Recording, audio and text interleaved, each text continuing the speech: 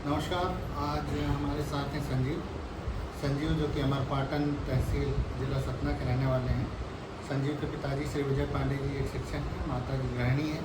संजीव ने अमरपाटन से ही 12वीं तक की अपनी पढ़ाई की है। इसके बाद इन्होंने इलेक्ट्रॉनिक और कम्युनिकेशन से बी किया है बंसल कॉलेज भोपाल से।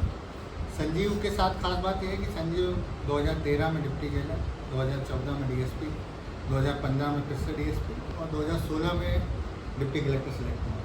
बधाई संजीव, आपको लगातार सिलेक्शंस के लिए।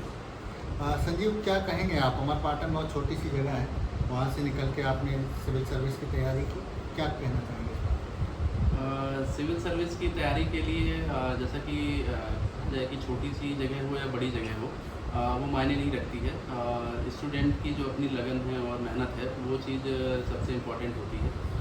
स्कूल छोटा हो बड़ा हो या कोई जगह छोटी बड़ी नहीं होती है। अगर स्टूडेंट में लगन है और मेहनत करता है तो निश्चित तौर से किसी भी तरह के एग्ज़ाम को क्रैक कर सकता है। बिल्कुल। आप इससे पहले पुलिस में 4 साल रहे हैं, रेडियो में सब इंस्पेक्टर रहे हैं, 6 महीने डीएसपी रहे हैं। कैसे पुलिस की नौकरी के बीच में आपने टाइम निकाला अपनी पढ़ाई के लिए?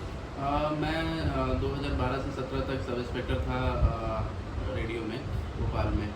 तो लगभग 10 बजे से लेकर शाम को 6 बजे तक की नौकरी रहती थी। तो 6 बजे के बाद में जो 6 से 9 का पीरियड होता था, उसमें कोचिंग जाना और पढ़ाई करने का काम करता था। तो एक थोड़ा सा हेक्टिक शेड्यूल होता था, लेकिन उसको उस टाइम पे मैंने मैनेज किया। दूसरी जो चीज़ें थी, जो अदर लोग करते थे मेरे साथ जो नौकरी में थे, वो चीज़ों को मैंने थोड़ा सा उस समय छोड़ दिया और इस तरह से मैंने टाइम को मैनेज किया। बिल्कुल, काफ़ी त्याग आपने किया होगा क्योंकि आप लगातार सेलेक्ट होते रहे। मैं उन बच्चों के लिए आप क्या कहना चाहेंगे संजीव, जो कई बार मेहनत कर, क्योंकि आप लगातार चयनित हुए हैं 2013 से 16 तक, किसी बार आपका सिलेक्शन पीएससी में नहीं रुका। कई बच्चे कई साल तैयारी करते हैं, सिलेक्ट नहीं हो पाते, उनको क्या संदेश देना चाहेंगे? बिल्कुल, ये एक लंबी जो कि प्रोसेस है, बीपीएससी हो चाहे यूपीएससी हो, प्री मेंस और फिर इंटरव्यू तक जाना। और अगर इंटरव्यू में आप रह गए तो फिर से दोबारा तैयारी करनी पड़ती है। मेरे साथ अच्छा ये रहा कि बैक टू बैक पीएससी के एग्ज़ाम हुए और मैं तैयारी करता रहा, तो मेरा सिलेक्शन कई परीक्षाओं में हुआ, कई वर्षों में। मेरा यही संदेश है कि कभी निराशावादी ना हो, आशा ना छोड़ें और अपना जो 100% है एफ़र्ट, वो हमें देना चाहिए और लगातार लगे रहें। छोटी मोटी अगर कोई दूसरी परीक्षाएं हैं, वो भी देते रहें। अगर आपको कोई जॉब मिल जाती है तो वो एक आपके लिए बैकग्राउंड अच्छा रहता है और तैयारी में लगे रहिए, यही सलाह है मेरी। आप इससे पहले पुलिस में रहे हैं।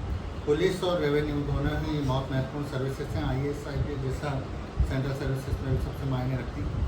क्या अंतर लगता है और कौन सी सर्विस आपके दिल के ज़्यादा करीब है या कि किसे ज़्यादा पसंद करते हैं? पुलिस में भी मैं 5 साल सब इंस्पेक्टर और लगभग 4-6 महीने डीएसपी का भी ट्रेनिंग किया हूँ मैं। और विगत 5-6 साल से मैं अभी रेवेन्यू की सेवा में हूँ। तो पुलिस का थोड़ा सा जो वर्किंग स्टाइल है, वर्क नेचर है, वो थोड़ा हेक्टिक शेड्यूल होता है। और ऐसा कोई विशेष हम कहें कि पुलिस और रेवेन्यू में अंतर है, तो वो चीज़ सिर्फ एक वर्क प्रोफाइल को लेके ही है। दोनों अच्छी जॉब है, करने योग्य है। लेकिन मुझे लगता है कि रेवेन्यू में थोड़ा सा हम ज़्यादा कंफर्टेबल रहते हैं। आप इंजीनियरिंग किए, उसके बाद आपने इंजीनियरिंग की ही जॉब की, फिर आप पीएससी में आए। इन सब चीज़ों के बीच में कई बार ऐसा लगता होगा कि दबाव रहता होगा, कभी कभी निराशा भी होती है, ऐसा लगता है कि आगे क्या होगा। ऐसे बच्चों को क्या मैसेज देना चाहेंगे जो दबाव में हैं या चयन नहीं हो पाने या इस तरह की स्थितियों का सामना करने के लिए आपके क्या टिप्स हैं? बिल्कुल, जैसे मैंने भी 2010 में जब बी किया और उसके बाद मैं लगभग 1 साल तक दिल्ली में था गेट और इंजीनियरिंग सर्विसेज की तैयारी के लिए। उसके बाद मेरा वहाँ चयन नहीं हुआ किसी भी तरह के एग्ज़ाम में। तो फिर भी उसके बाद मैं लगभग 6 महीने साल भर डिफरेंट टाइप्स के एग्ज़ाम्स अप्रोच करता रहा।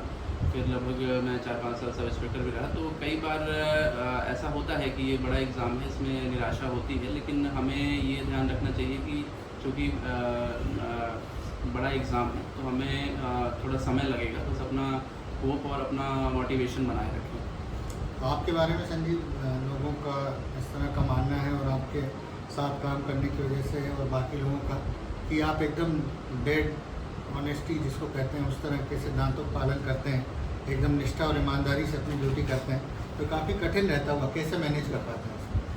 मुझे इसमें बस एक ही चीज़ लगती है, एक्चुअली थोड़ा सा कहना चाहिए कि जैसे हम पीएससी परीक्षा में पढ़ते भी हैं, फोर्थ पेपर में हमारे एथिक्स एक सब्जेक्ट भी है।